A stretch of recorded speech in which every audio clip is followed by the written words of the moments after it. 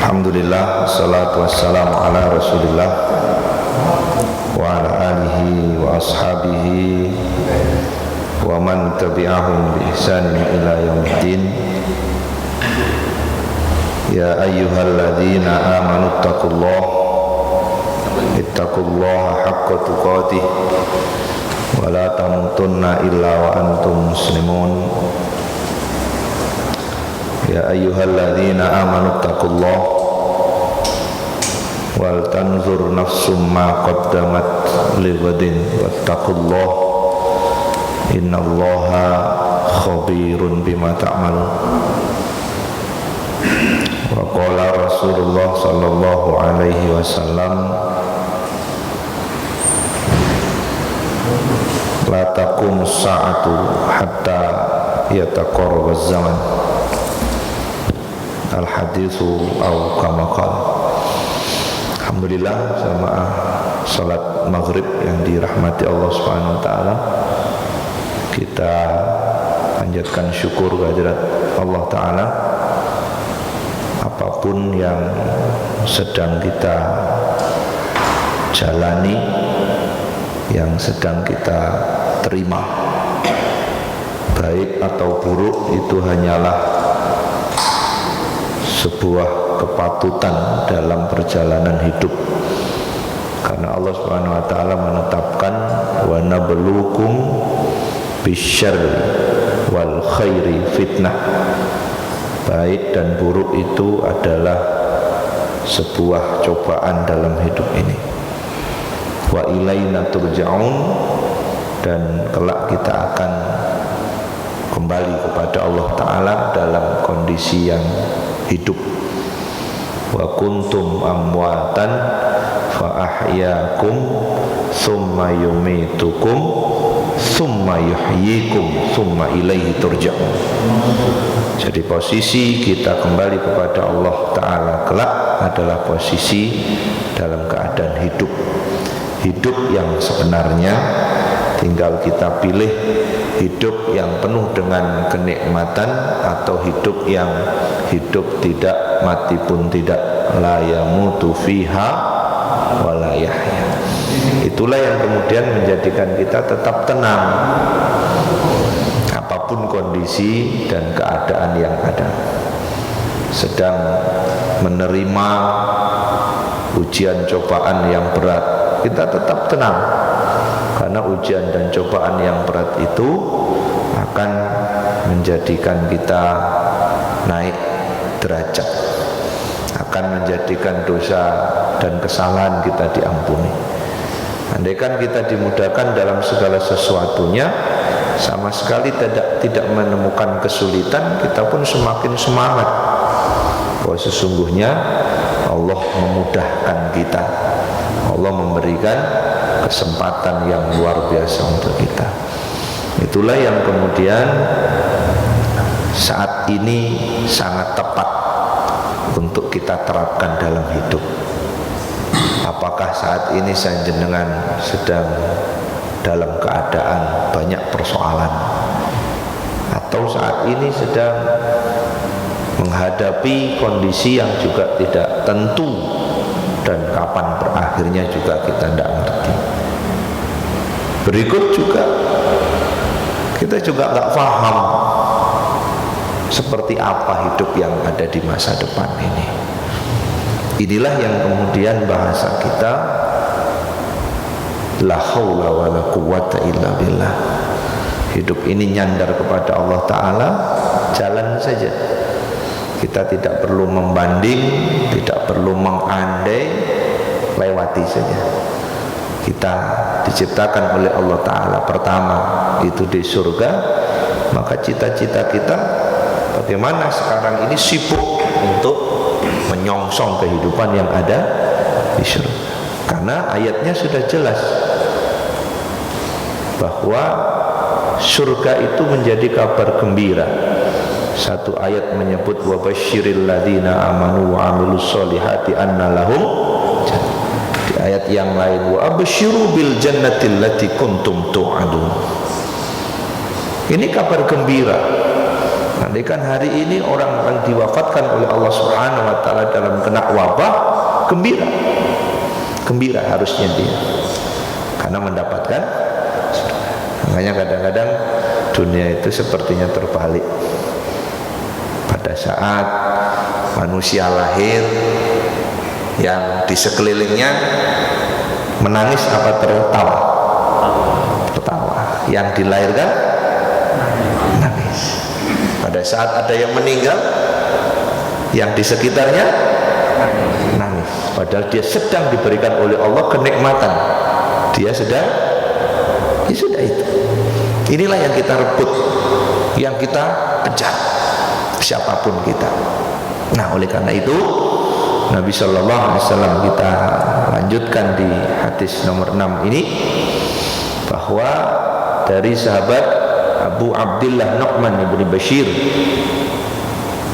radhiyallahu anhu maqal sami'tu Rasulullah sallallahu alaihi wasallam yaqul. Abu Abdullah pernah mendengar Nabi sallallahu alaihi wasallam bersabda, kata-kata yang ada di dalam beberapa nasihat Nabi sallallahu alaihi wasallam cukup sederhana. Innal halala bayyinun wa innal harama bayyin. Yang halal itu sudah sangat jelas, dan yang haram pun jelas, dan tidaknya antara yang halal dan yang haram. Suatu ketika di beberapa catatan ke depan, Nabi SAW memberikan gambaran sederhana. Yang disebut baik, albir, yang disebut oleh Allah Ta'ala di surah Ma'idah untuk kita saling membantu, saling bahu-membahu, wa ta'awanu 'alal bir wa taqwa. Harus kita saling gotong royong, harus saling membantu, menolong urusan kebaikan. Kebaikan itu apa? Husnul khuluq. Kebaikan itu wujud daripada buah keimanan yang kemudian secara tabiat perilaku Islam tidak mengajarkan yang buruk. Jadi kalau ada kemudian Islam mengajarkan keburukan, itu tidak ada. Tidak ada. Suruh orang nyari, tidak ada. Jadi kalau orang itu benar-benar Islamnya, bukan difitnah ya, benar-benar Islamnya, kemudian dia melakukan keburukan, itu enggak ada. Tidak ada. Karena satu contoh misalnya, keberadaan kita di satu lingkungan saja membuat resah. Bahasanya membuat resah. Entah resahnya itu memang dia diresahkan, atau memang dia ada itu kemudian mengkhawatirkan orang lain, itu disebut oleh Islam sudah tidak lagi menjadi orang baik. Bahkan la yu'min, kata Nabi SAW, bahkan kelak di hadapan Allah Ta'ala tidak akan disapa menjadi manusia yang paling buruk derajatnya, paling rendah. Nah, ini bagaimana kemudian ketika orang itu disebut dia melakukan keburukan. Makanya sampai Nabi SAW kalau ingin menjadikan orang itu dinilai baiknya, lihat sholatnya. Bagaimana kita menyatakan orang itu baik, wong sholatnya nggak karuan. In soluhat sairu amali, wa in fasadat sairu amali. Dia ngomong bisa saja ngomong yang sampai membuat orang itu terpukau, kalimat dan bahasanya benar-benar menakjubkan. Wa iyaqulu tasma' liqaulihim ka'annahum khusyurun musannada. Wah, memukau sekali kalimat-kalimatnya. Tapi kalau dicek sholatnya sudah kacau. Dan ini menjadi proses untuk perbaikan kita. Bagaimana kita sholat kemudian kita ingin dijauhkan dari sholat misalnya, ingin dijauhkan dari sholat, ini kan buah daripada gejolak hati. Gimana kita disuruh untuk memperbanyak langkah ke masjid, kemudian kita dihalangi untuk ke masjid. Sudah kita atur sedemikian rupa, kita jalankan prokes ya. Nah, memang begini adanya, kita nggak ngerti ya.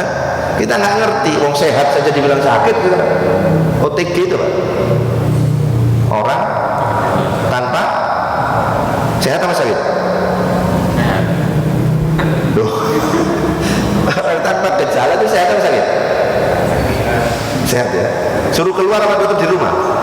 Lah ngapain gitu? Wong sehat. Ini sudah bahasa kita enggak, sudah istilah yang ada itu sudah biarlah berlalu. Biarkan saja terjadi, yang jelas jangan sampai kemudian iman kita. Kenapa? Karena kalau tidak demikian, kita ini sudah berada dalam zaman yang wallahu a'lam. Kalau ya sah-sah saja orang kita sambut 2045, 2050, sah-sah saja, tidak apa-apa. Tapi pada saat itu kita sudah siapkan untuk apa? Dan begitu. Makanya kata Nabi SAW, halal itu jelas. Jelasnya bagi siapa? Bagi kita yang beriman. Jelasnya seperti apa? Ilmu. Mohon maaf. Ngambil barang milik orang lain, halal apa haram? Yang diambil itu 1 daun jeruk purut, halal apa haram? Ngambilnya sekarang, bilangnya minggu depan, halal apa haram? Nah, tuh. Kadang-kadang sering sederhana, mohon maaf. Suami bakhil, istri ngambil duitnya suami, boleh apa enggak? Suami bakhil, istri ngambil duitnya suami, boleh? Dasar maling, boleh? Boleh apa? Yang bakhil ya keliru, yang amal ya keliru. Kenapa kemudian sembunyi-sembunyi? Kata Nabi SAW, wal itu dikatakan dosa mahaka fi nafsika wa karihta ayatul nas. Engkau melakukan sesuatu khawatir, takut ketahuan orang, orangnya tahu, ngindar kita. Sesuatu yang mengganjal di hati cukup sederhana, halal, ayo jelas. Apapun yang kita lalui, kalau itu membuat hati ini khawatir, mahaka fi nafsika, hati ini sudah khawatir, nggak tenang, soal dosa. Nggak usah minta pertimbangan orang lain, nggak usah membuat indikator-indikator yang sudah. Nabi SAW sederhana, halal jelas. Kalau kita menikmati atau mendapatkan sesuatu yang halal, tenang gitu. Loh, gimana orang yang melakukan aksi pencuriannya kok tenang sekali? Dia mengatakan tenang dari mana? Tanya. Makanya sekarang orang yang nggak salah itu nggak boleh khawatir, harus tenang. Sebaliknya, kalau nggak salah, kenapa takut? Berarti yang takut itu salah. Dan itu siapapun takut begini, takut begitu, khawatir begitu, salah berarti. Cukup hati ini menjadi alat untuk detektor otomatis. Ketika jalur kita ini sudah tidak berada pada porsinya, tidak pada jalur yang ditetapkan oleh Allah Ta'ala, maka hidup kita akan khawatir. Hari ini khawatir kehilangan dunia, hari ini khawatir kehilangan dunia, berarti jalan hidupnya salah. Dunia bukan milik kita, miliknya Allah. Sampai di garis bawahi, lillahi ma fis samawati wa ma. Sudah, kita ini di antara langit dan bumi, sedangkan antara langit dan bumi semuanya miliknya.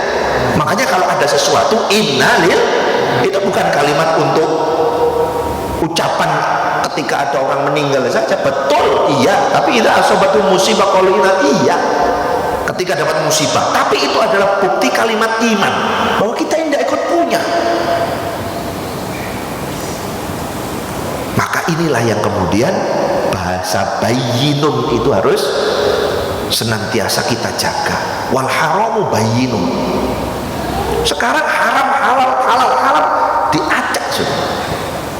Mohon maaf, kulit ketemu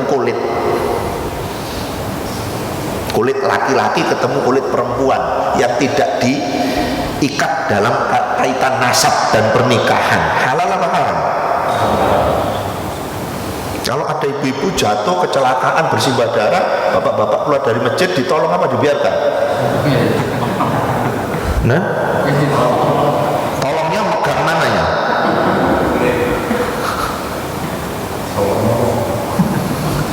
Ini akan menggerakkan kita. Mana yang kira-kira dan mana yang kira-kira seperti apa. Jadi tidak kemudian wah jangan ditolong Pak, nanti haram kulit sama kulit. Masya Allah, hati gemuruh Bapak Ibu sekalian. Sholat dijarak, dalilnya ada? Halo? Dalam bab sholatul berjamaah, kaifiyahnya soft itu dijarak, ada? Ada? Tidak ada. Sholat nutup wajah, ada? Halo? Terus nggak usah ragu, nggak usah bimbang, udah jalani saja sudah. Artinya apa? Ini kemudian kita fabidzalika umirtum. Ketaatan kita bukan karena ini kok. Besok ini sudah agak nggak enak badan sudah di rumah, gemuruh kita sholat di waktu sendirian, kita sholat, kita ibadah di waktu sendirian. Tapi di waktu sendirian pun kita bisa loh melakukan perbuatan haram, bisa. Nah itu, Masya Allah. Tiba-tiba saat kita dihampar sajadah, kita kemudian sambil berzikir, masuk pikiran-pikiran buruk, mencari orang-orang yang bersalah, nyari kesalahan. Seandainya saya kemarin itu tidak ketemu orang itu, saya nggak sakit. Kadang-kadang tidak kita rasakan bahwa kita seolah-olah karena ini kita begini. Oh enggak. Mohon maaf.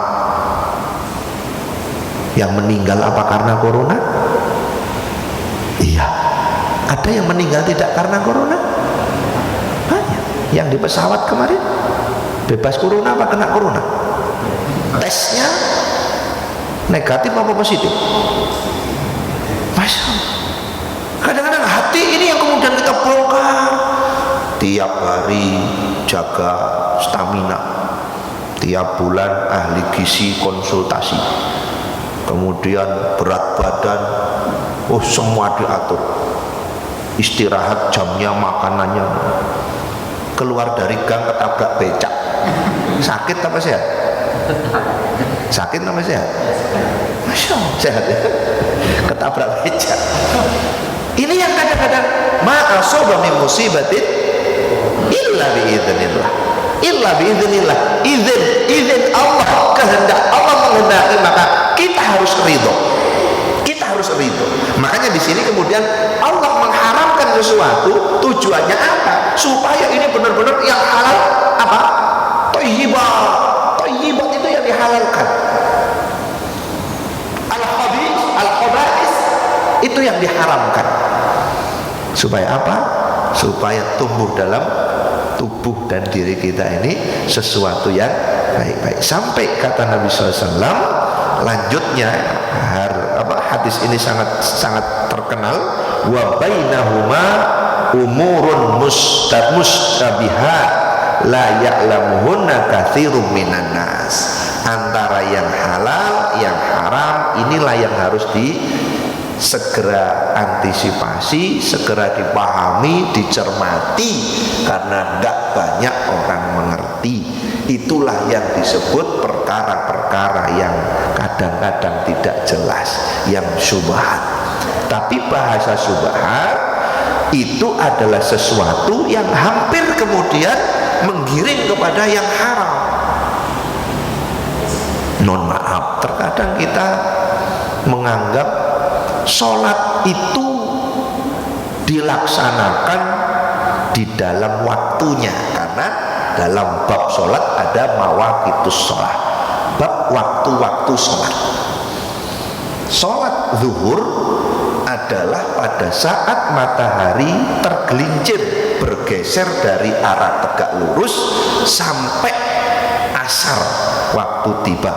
Tiba waktu asar adalah ketika tinggi benda sama dengan tinggi bayang-bayang.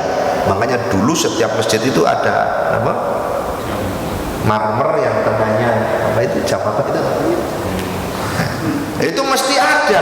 Belum ada yang tit, belum ada yang tik tik tik, belum ada.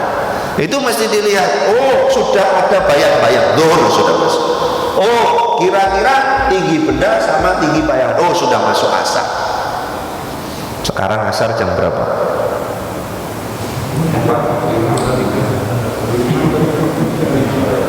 Hah? 15.05. Sholat jam 14.45. Masih waktunya? Masih waktunya? Halo? Masih duhur apa sudah asar? Duhur. Bisa?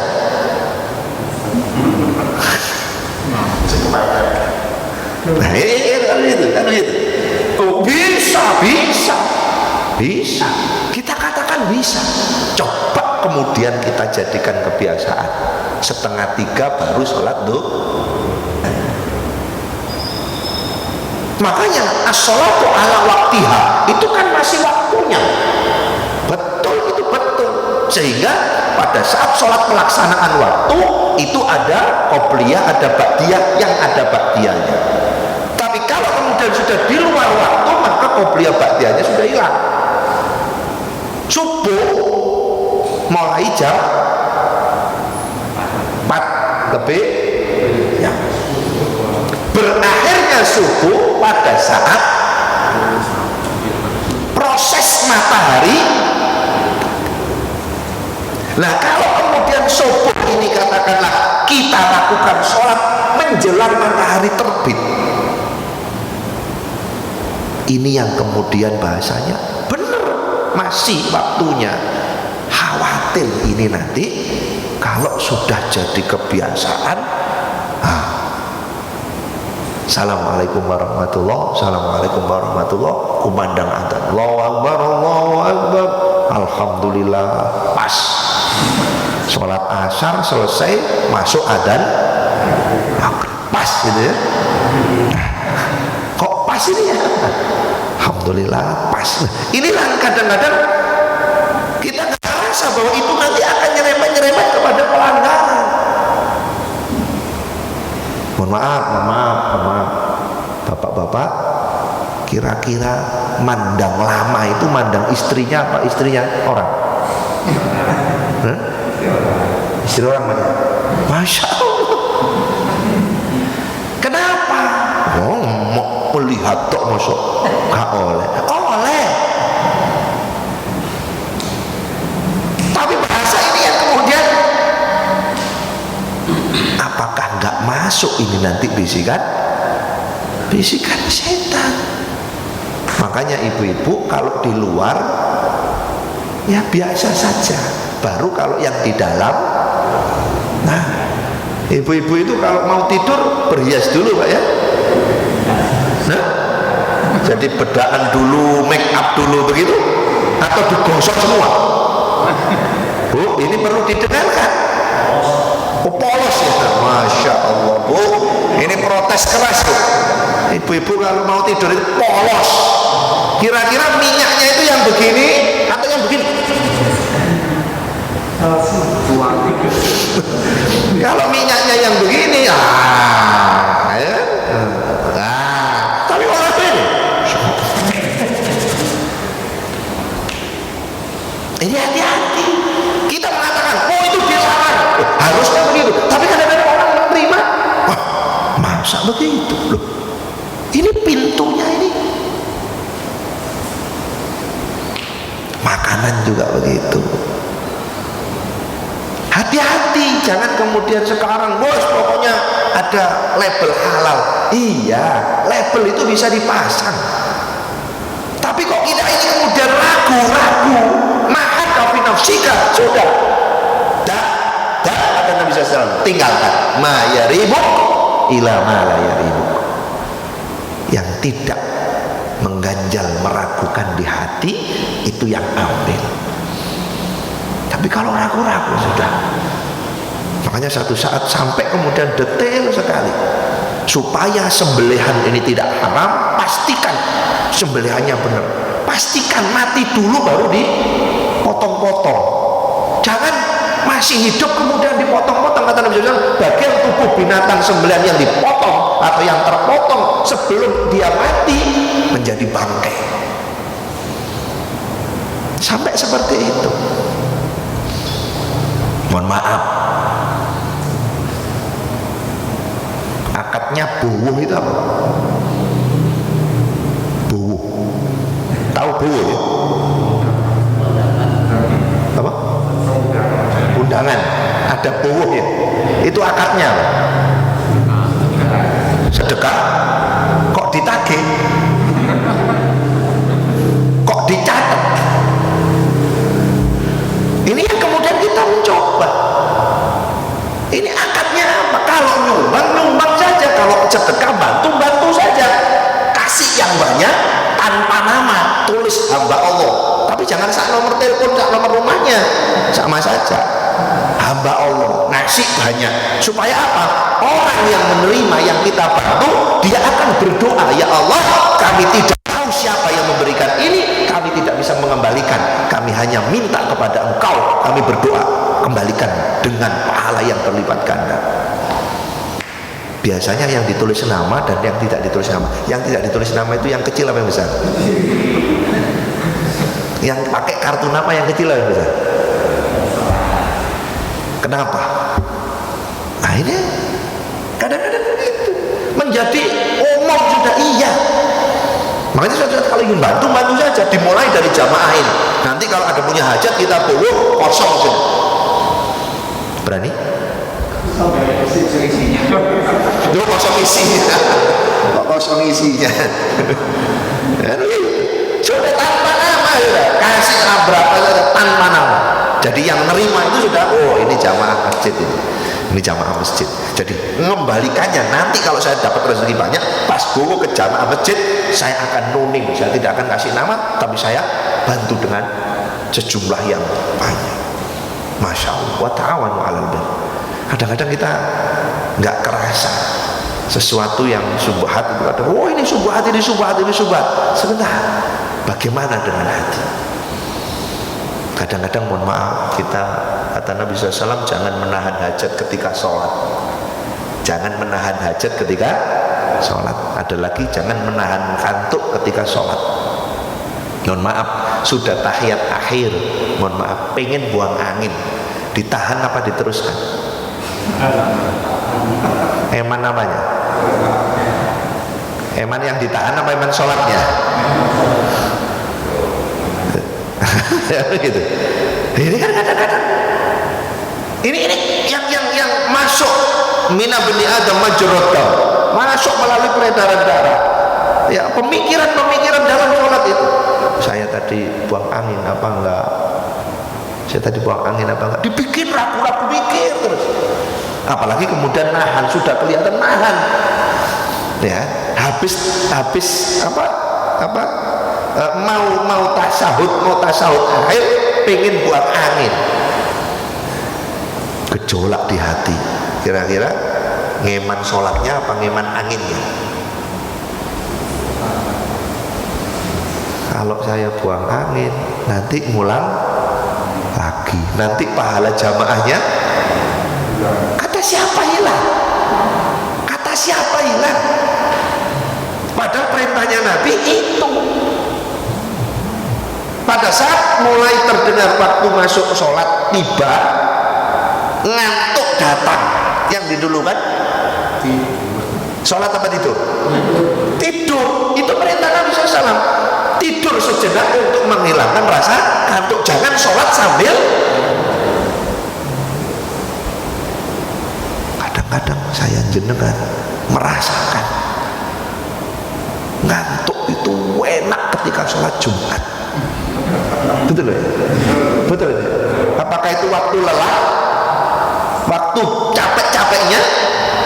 Enggak. Apakah itu waktu istirahat? Juga bukan. Apalagi yang di depan.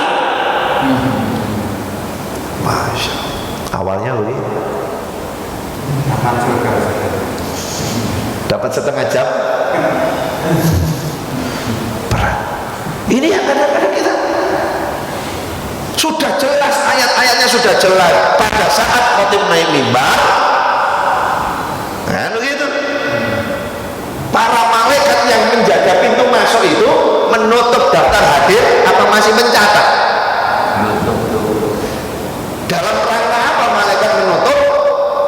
Mendengarkan khutbah. Kita datang sudah mau khutbah kedua, siapa yang nyatat kehadiran? Masya Allah. Kadang-kadang yang penting kan sah Jumatnya, sah.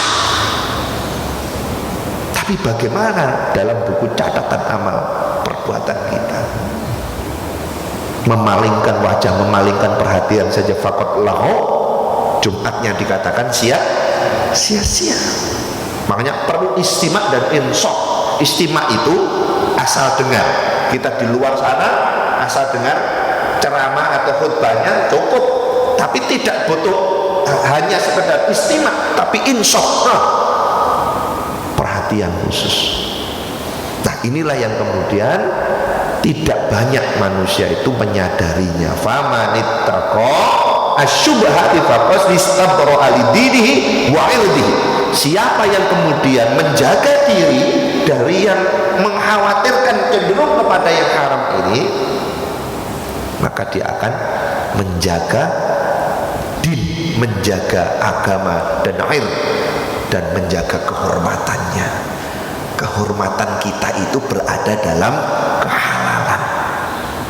Coba saya jenengan yang biasa yang haram-haram makan asal makan, nggak terlihat Pak kehormatannya itu. Walau dia seorang yang gagah, nggak kelihatan kalau sembarang dia dalam memakan dan meminum dan memiliki, nggak kelihatan. Tapi walaupun itu bahasa budurannya gak bayani gitu, tidak nampang, tidak punya nampang.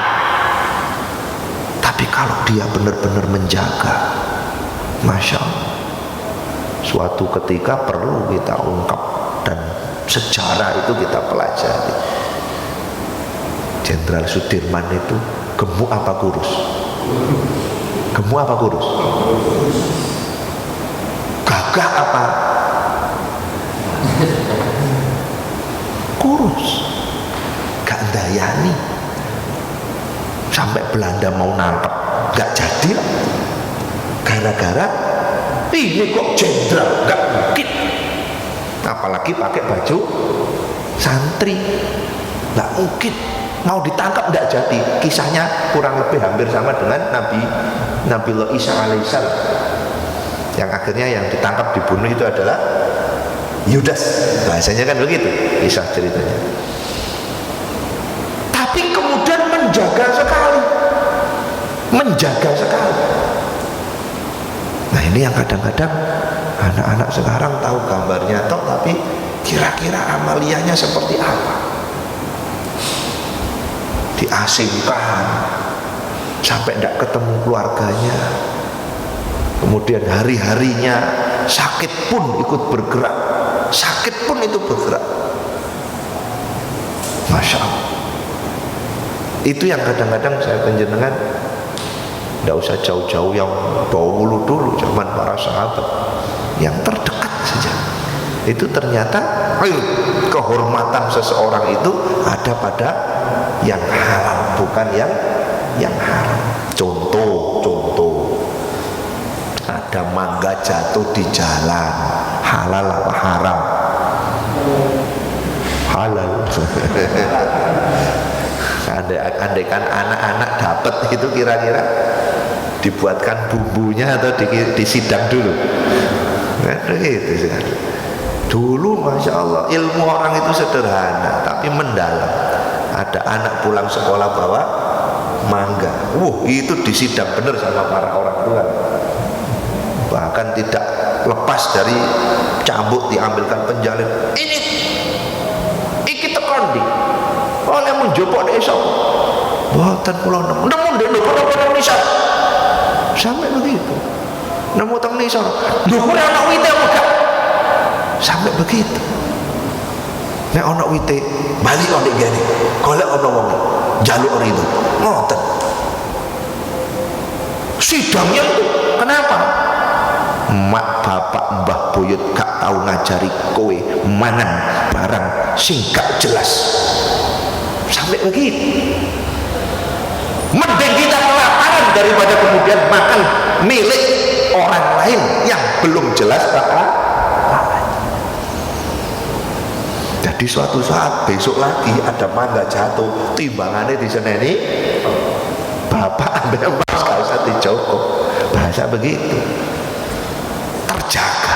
Nek sakniki alhamdulillah meneli watorunu maneli tak gaeno bumbu. Ini yang kadang-kadang ngapunten, pinter dulu apa pinter sekarang? Canggih dulu apa canggih sekarang? Canggih sekarang. Kira-kira doanya itu mandi dulu apa mandi sekarang? Ada apa? Sekarang serba canggih. Nah inilah yang kemudian bahasanya naudzubillah kehormatan diri dan agama seseorang itu kadang-kadang makanya saya jangan pagi senantiasa diminta oleh Nabi SAW untuk penjagaan diri. Allahumma inni as'aluka ilman nafi'an wa rizqan thayyiban wa amalan mutaqabbalan. Mau doa Zam-Zam, Allahumma inni as'aluka ilman nafi'an wa rizqan wasi'an wa shifaan min kulli da'. Diterima, rizki yang baik besar, tender itu luar biasa menjanjikan, tapi hati ragu, diterjang. Qad aflaha qad khaba man dassaha. Sama dengan mengotori jiwa yang suci ini, rugi. Yang mestinya harus disempurnakan, disucikan. Wa man waqa'a fi subhat waqa'a fil haram. Siapa yang sudah terjatuh dengan yang subhat-subhat itu sama dihukumi dia jatuh kepada yang haram. Karena ia haulal hima yusiku antar ayat ta'fihi, sama dengan seorang penggembala yang memasuki daerah terlarang atau daerah berbahaya. Ya sama dengan ngasih makan. Makanya saya jenengan terhadap sekarang dosa-dosa syahwat itu kan, masya Allah ya, awalnya nggak ada apa-apa kok, wong salaman gak kroso apa, nggak kroso, wong salaman pertama salaman ya kan, tapi salamannya bukan hanya tangan sekarang, apa? sebelum corona sekarang